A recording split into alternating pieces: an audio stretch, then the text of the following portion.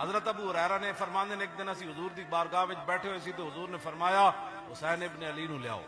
بچے سن جے آپ چھوٹے جے بچے.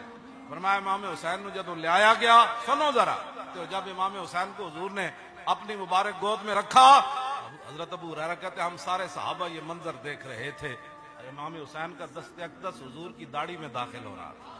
امام حسین دا ہاتھ ہوئے تے داڑھی مبارک رسول اللہ دی ہوئے, بچے سن اجے تو آپ نے اس طرح چکے ہوئے سے. اور فرماندے ہیں پھر رسول اللہ نے حضرت امام علی مقام امام حسین رضی اللہ تعالیٰ عنہ کے منہ مبارک کے اندر اپنی زبان اقدس داخل فرمائے. جڑا اہل بیت کے بارے گل کردا ہو قیامت والے دن کس طرح حضور کے سامنے پیش ہوئے. پھر حضور نے کیا فرمایا, اللہم انی احبہ فاحبہ, یا اللہ اے جڑے امام حسین نا, اے میرے نواسین, یا اللہ میں انہاں نال محبت کرنا, تم ہی انہاں نال محبت فرما.